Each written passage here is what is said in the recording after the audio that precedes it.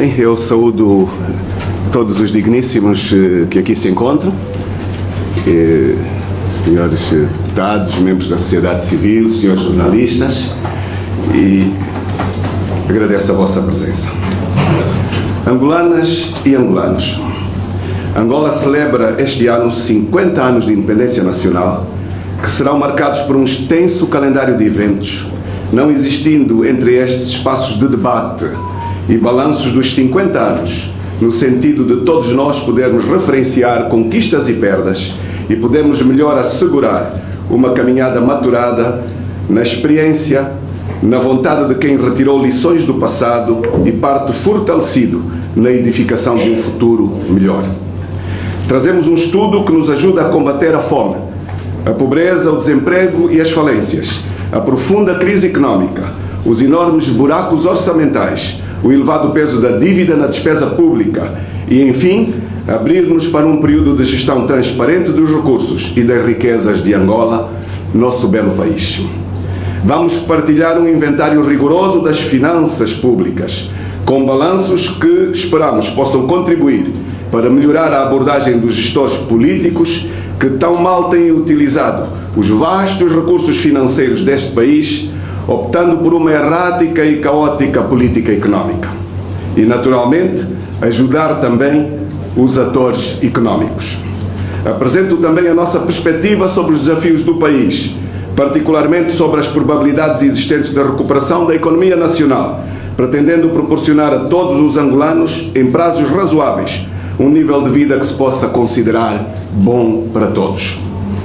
Perante vícios acumulados e reiteradamente repetidos, será necessário muito rigor, disciplina, transparência e coragem para reformar mentalidades e más práticas. Mas não há outro caminho se quisermos sair de décadas de desperdício e fazer diferente para melhor.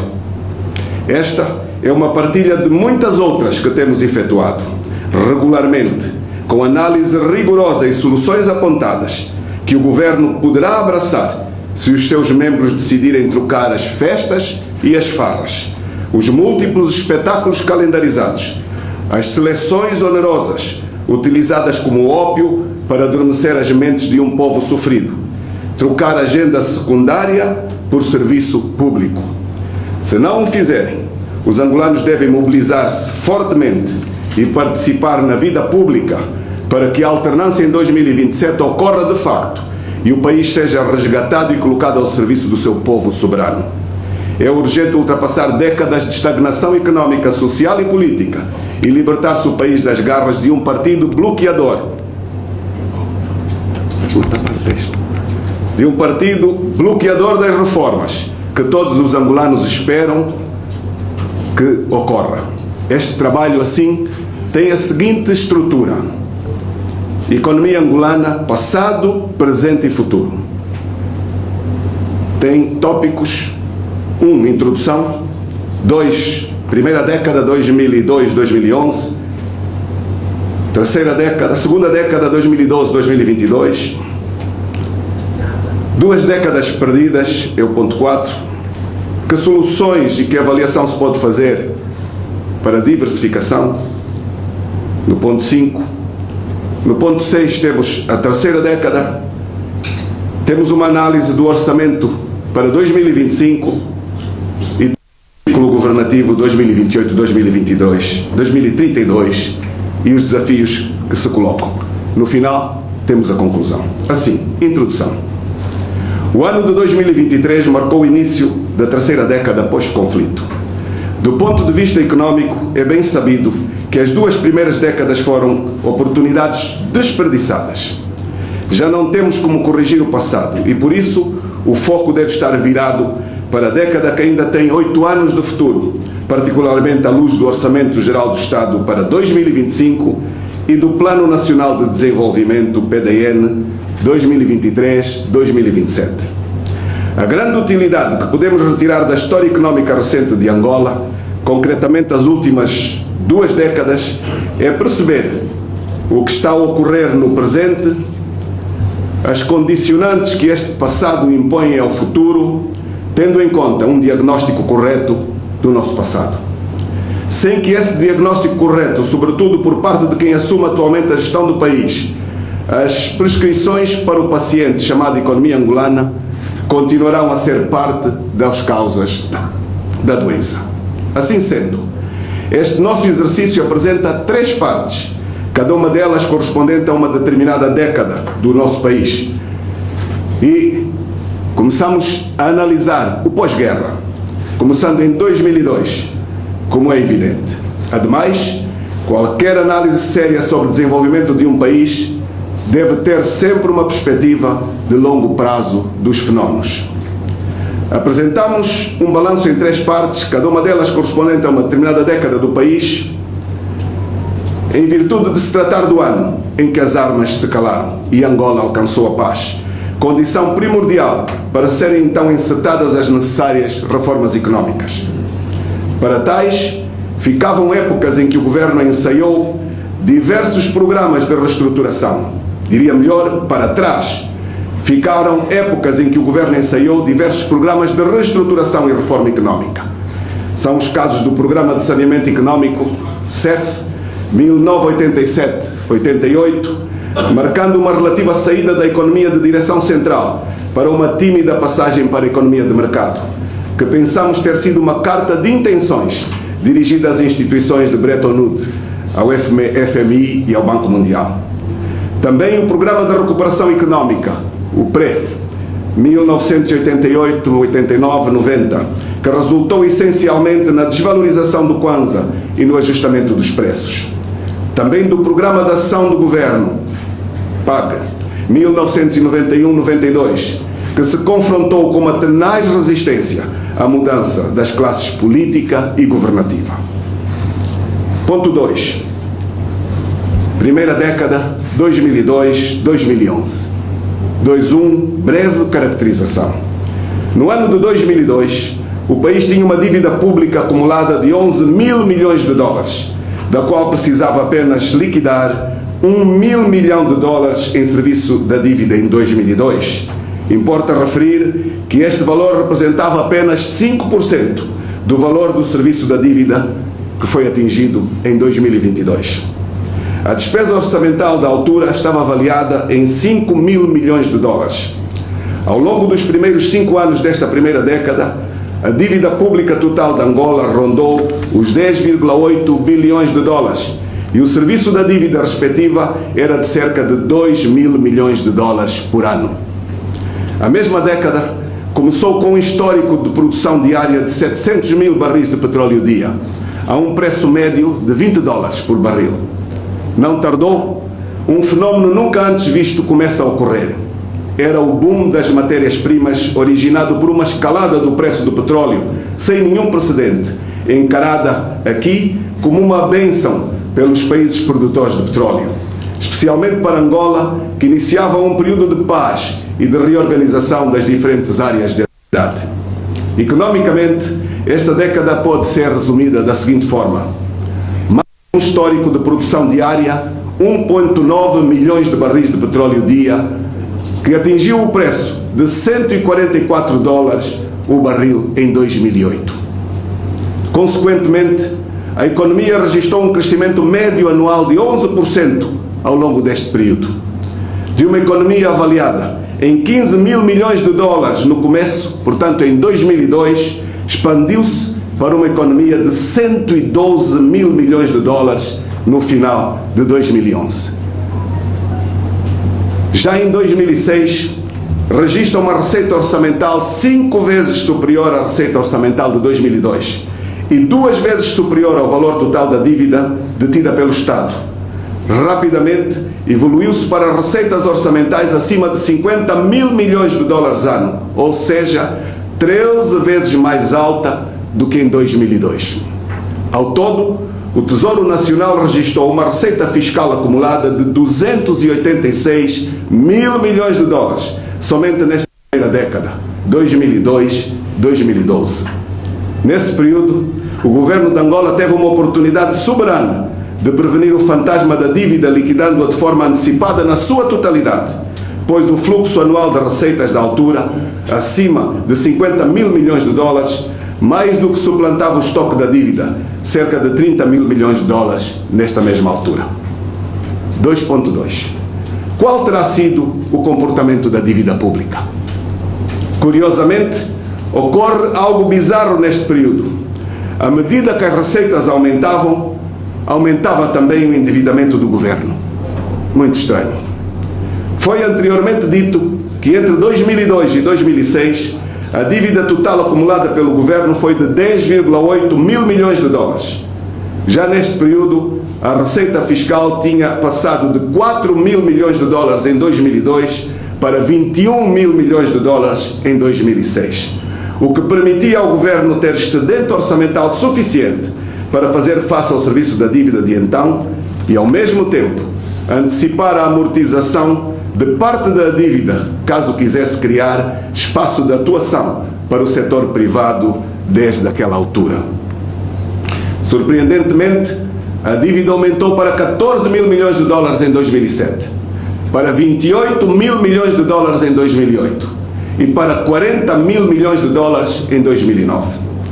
A dívida continuou a crescer e já mais recentemente, sob a presidência de João Lourenço, ter atingido o máximo histórico de 96 mil milhões de dólares em 2019. Por outras palavras, aos 286 mil milhões de dólares de receita fiscal extraída do Tesouro sob a forma de gasto público ou processos de contratação pública, devemos adicionar os empréstimos que o país não tinha necessidade de contrair, mas que foi fazendo continuamente e que continua a fazer. Mas como era tudo parte de um processo de drenagem de recursos do Tesouro para a elite política que se mantém no poder até hoje, o que não teria lógica numa sociedade normal, em Angola ganhou sentido e tem sido prática recorrente, sem qualquer alteração nos comportamentos. De um orçamento de Estado avaliado em 5 mil milhões de dólares em 2002, evoluiu-se para 6 mil milhões em 2003, 7 mil milhões em 2004. Em 2007, já tinha sido quintuplicado relativamente a 2002, para 25 mil milhões de dólares. Em 2008, não obstante a receita fiscal ter alcançado 43 mil milhões de dólares, o governo realizou uma despesa de 47 mil milhões de dólares e intensificou o recurso ao endividamento em pleno boom económico. Ninguém entende. Ponto 3. Segunda década, 2012-2022. A fortíssima onda de dólares iniciada na primeira década e que coincidiu com o advento da paz, resultando nos elevados preços do barril de petróleo, foi transformada numa narrativa de que o rápido crescimento económico não era produto das questões internacionais, nem do acaso, mas era atribuível às políticas gizadas pelo partido de regime e pelo seu governo. Iluminados. Foi um grande erro, porque a consequência dessa mentira foi ter gerado uma mensagem perigosa de que o período que se vivia era sólido e, por isso, famílias, empresas e governo podiam estabelecer planos de longo prazo, assegurados por um fundo soberano que poderia ser superior aos 100 mil milhões de dólares e fazer de Angola um dos países com um dos maiores fundos soberanos do mundo. Embora de forma breve, parte da euforia da primeira década transbordou para a segunda década e, apesar de ter durado apenas 3 anos, até 2014, provavelmente foi neste mesmo ano que muitas das variáveis macroeconómicas atingiram a maior performance de sempre, refletindo-se inclusivamente na parte microeconómica, onde se encontram as famílias. É o estágio da anestesia económica e generalizada, em que podemos resumidamente destacar o seguinte: em 2014, ocorre o nível mais elevado de atividade económica de Angola, tendo o PIB situado em 146 mil milhões de dólares. Se em 2002 o rendimento médio por habitante era de 873 dólares ano, em 2006 passou para 2,6 mil dólares ano, portanto 2.600 dólares ano. Em 2011 alcançou os 4.600 dólares ano. Em 2014 ocorre o maior rendimento médio por habitante, 5.400 dólares ano. Beneficiando de um nível de reservas internacionais de 32 mil milhões de dólares a partir de 2012 e receitas fiscais acima de 50 mil milhões de dólares ano desde 2011, o governo decidiu manipular a taxa de câmbio para subsidiar tudo quanto fosse importação. Nessa altura, $1 passou a custar aproximadamente 70 kwanzas, ou seja, com cerca de 7.000 kwanzas, obtinha-se $100. Estava assim dado o incentivo mais poderoso para a desistência da atividade agrícola, inviabilização da indústria nacional e promoção das importações. A generalidade dos produtos importados passou a ser mais barato em Angola do que nos países de origem e de fabrico dos mesmos. Era impossível a agricultura e a indústria locais competirem. O comércio de produtos importados era a grande moda. Como consequência desta manipulação macroeconómica em 2013 e 2014, a economia registrou taxas de inflação de um dígito, 7,7% e 7,5% respectivamente. O salário da função pública chegou nesta altura a ascender a $2.000 mês. É nesta mesma altura que as viagens internacionais estavam ao alcance de um número largo e variado de famílias, seja por razões de turismo, de saúde, de comércio e outras. Neste período, ocorre uma monumental fuga de capitais. Curiosamente, um ciclo repetitivo agora, com maior ênfase nas fases eleitorais. Tal como recentemente denunciamos em relação ao nefasto papel do Banco Nacional de Angola nas últimas eleições de 2022. De facto, o Banco Nacional de Angola desempenhou um papel perverso em relação aos objetivos de monetarização da economia, manipulando a taxa de câmbio contra os fundamentos económicos e em violação da sua independência técnica e política. Sem motivo real, agiu no sentido da valorização da moeda a níveis sem precedentes. Houve uma valorização acentuada até as eleições, mas a partir de agosto de 2022 fizeram rapidamente o inverso, uma hecatombe cambial, com consequências desastrosas para as famílias e para o funcionamento das empresas, resultando no contínuo agravamento da crise socioeconómica que atinge todos os angolanos até hoje. Por conseguinte, o Banco Nacional de Angola, no uso do seu papel de autoridade monetária e de supervisão, tem sido uma entidade que permite que os bancos comerciais, públicos e privados, funcionem como caixas que propiciam o vazamento de centenas e milhares de milhões de dólares e o enriquecimento de figuras pertencentes ao regime. Logo, o Banco Central tem também grandes responsabilidades no estado de pobreza que atinge franjas significativas da população e das falências que atingem o setor económico. Antes das eleições, o Banco Nacional de Angola disponibilizou ao mercado volumes consideráveis de divisas, com o objetivo de baixar o rácio cambial. As suas decisões artificiais de valorizar ou desvalorizar a moeda nacional não só continuaram a favorecer a propensão do país para as importações, anulando quaisquer esforços de diversificar a economia e aumentar a produção interna, com efeitos nocivos sobre os recursos e as reservas cambiais, sem falar da elevada inflação que se registra nos dias de hoje. Tudo isso graças à desastrosa atuação do BNA, que teve tudo para ser considerada criminosa, pois os seus critérios de decisão e gestão não obedeceram a fundamentos técnicos, tendo sem margem para quaisquer dúvidas motivações políticas.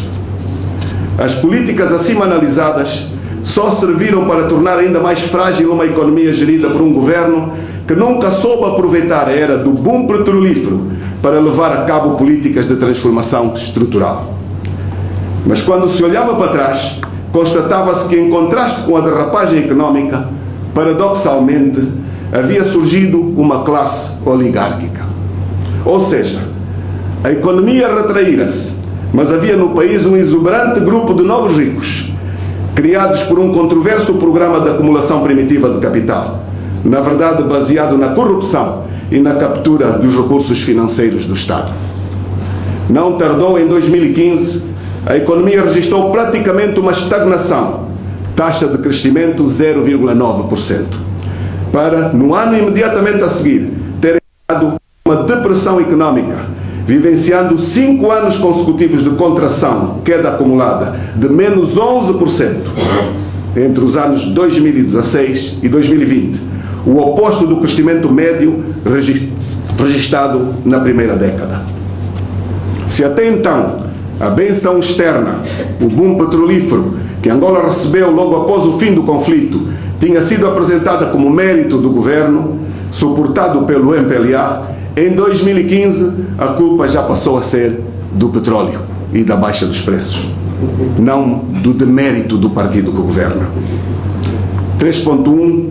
Novamente, a dívida pública. Já vimos anteriormente que o seu crescimento nunca teve explicação económica, ou seja, que ela começou a ser acumulada na altura em que o país tinha excedentes orçamentais decorrentes de aumentos extraordinários do preço do petróleo. Não obstante as receitas fiscais mais elevadas de Angola se terem verificado entre 2011 e 2013, acima de 50 mil milhões de dólares ano, o governo continuou a contrair dívida pública nestas etapas. Em 2014, por exemplo, mesmo com uma receita fiscal elevada de 45 mil milhões de dólares, o governo decidiu gastar 53 mil milhões de dólares, gerando um déficit orçamental recorde de 8 mil milhões de dólares. O estoque da dívida, que já era de 45 mil milhões de dólares em 2013, evoluiu para 58 mil milhões de dólares em 2014. Em 2015, a receita fiscal decresceu para níveis de 2007, 28 mil milhões de dólares. E desde então nunca mais ter atingido o nível de 30 mil milhões de dólares. Ao invés de se ajustar de imediato as contas públicas, ordenar as finanças públicas, acabar com o endividamento para não sufocar fiscalmente as famílias e as empresas, o governo persistiu no negócio do endividamento. Dali em adiante, a dívida continuou a escalar, tendo crescido para 85 mil milhões de dólares em 2017. E ainda assim, se ter acelerado com a liderança de João Lourenço a partir de 2018, tendo atingido os 94 mil milhões de dólares. É também a partir desta altura que o país se depara com valores de serviço da dívida mais elevados da sua história económica e orçamental. Ponto 4. 2 décadas perdidas, o que falhou? Se homens fossem anjos, nenhum governo seria necessário. Se os anjos governassem os homens, nem controlos externos nem internos sobre o governo seriam necessários. É com esta citação de James Madison, de Federalist número 5, que iniciamos esta análise do que terá falhado em termos económicos nas primeiras 2 décadas. Sabemos, de um modo geral, que a condição necessária e suficiente para que os recursos naturais detidos por um dado país se tornem bênção ou se tornem maldição é simplesmente uma palavra-chave: a existência de instituições que funcionem bem. Vou repetir: a diferença entre o sucesso e o fracasso nos países resulta da existência ou ausência de instituições. São elas, as instituições, as regras do jogo, que moldam a interação humana e estruturam os incentivos económicos dentro de uma sociedade. Existe um acordo considerável de que as instituições-chave incluem 5 aspectos fundamentais: direito à propriedade, governo honesto, estabilidade política, um sistema jurídico confiável, competitividade e mercados abertos. São condições incontornáveis. Quando se sujeita a governação em Angola a um teste baseado nos 5 itens acima enumerados, ocorre uma reprovação em todos eles, porquanto hoje não existe liberdade de imprensa nem de expressão, não existe Estado de Direito ou segurança jurídica, não existe respeito nem reconhecimento à propriedade privada, sendo consabido que, dentre estes, o direito à terra é elementar e violado regularmente. Por exemplo, um país em que as eleições são fraudulentas nasce corrupto e sujeita todo o processo de realização da despesa, a contratação pública, à fraude.